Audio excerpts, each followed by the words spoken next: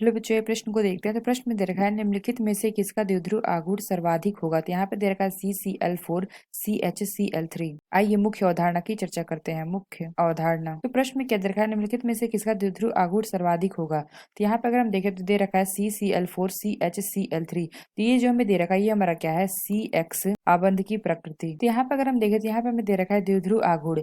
तो द्विध्रुव आघूर्ण क्या होता है, तो किसी बंध का द्विध्रुव आघूर्ण परमाणुओं पर आवेश की मात्रा तथा उसके बीच की दूरी के गुणनफल के बराबर होता है। यानी अगर हम देखें तो म्यू बराबर हमारा क्या होता है, ई गुणे डी होता है। जहां पे अगर हम देखें तो जो हमारा म्यू होता है ये हमारा क्या है, द्विध्रुव आघूर्ण है।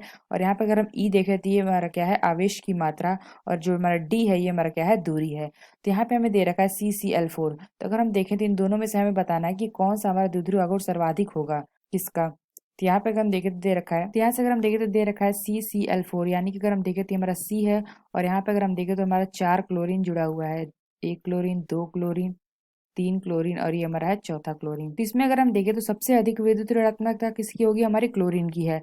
क्योंकि अगर हम देखें तो सबको अगर देखें तो यहाँ पे अगर हम देखें तो चारों जो हमारे यौगिक दे रखा है Cl, ये हमारे क्या है, चारों ओर यानी कि सेम एटम है। यदि एक ही तरह के जो हमारे परमाणु होते हैं तो आघूर्ण जो हमारा होता है वो हमारा क्या, डाइपोल मोमेंट क्या होगा, द्विध्रुव आघूर्ण से क्या होता है, शून्य होता है। अगर हम देखें तो इसकी डायरेक्शन थी हमारा क्या होगा, इस तरह से इसकी डायरेक्शन होगी। क्योंकि अगर हम देखें तो चारों ओर हमारे क्या है, सेम एटम है। तो यहाँ पे अगर हम देखें तो जो हमारा इसका द्विध्रुव आघूर्ण होता है, द्विध्रुव आघूर्ण की हमने बताया था कि हमारा म्यू से प्रदर्शित करते हैं। यानी अगर हम देखें तो इसका म्यू बराबर क्या होगा, 0 होगा। अगर हम देखें तो यहाँ पे हमारा क्या है, चारों हमारे अलग अलग डायरेक्शन में है। तो यहाँ पे अगर हम देखें चारों जो हमारा एटम है ये हमारा क्या है, सेम है। इसका हमने क्या देखा, जो हमारा म्यू है ये हमारा क्या है, 0 होगा। और हमें क्या दे रखा है, और हमें दे रखा है CHCl3। तो अगर हम CH की देखें तो यहाँ पे हमारा C है।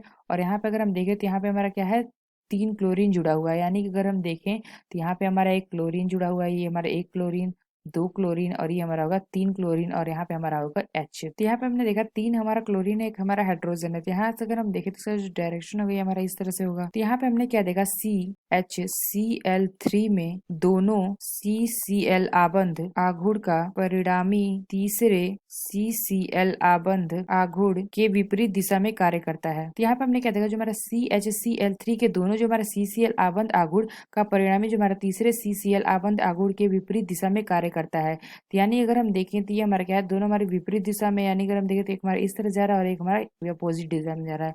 तो यहाँ पे अगर हम देखें तो इसका हमारा क्या है, म्यू बराबर आ गया 0। तो अगर हम कह सकते हैं यहाँ से कि जो हमारा CCl4 की कंपेरिजन में सबसे अधिक हमारा द्विध्रुव आघूर्ण किसका होगा, तो वो हमारा होगा CCl4 का है। यहाँ पे अगर हम देखें तो सबसे हमारा अधिक द्विध्रुव आघूर्ण किसका होगा, CHCl3 का होगा। तो हम कह सकते हैं क्या, दोनों में से सर्वाधिक हमारा किसका होगा, CHCl3। क्योंकि अगर हम यहाँ पे देख रहे हैं कि जो हमारा CCl4 है इसका हमारा क्या देखा है, म्यू बराबर यानी कि द्विध्रुव आघूर्ण हमारा क्या है, 0 है। तो सबसे अधिक दोनों में से हमारा किसका होगा, CHCl3 का। तो आशा करते हैं आपको समझ में आया होगा। धन्यवाद।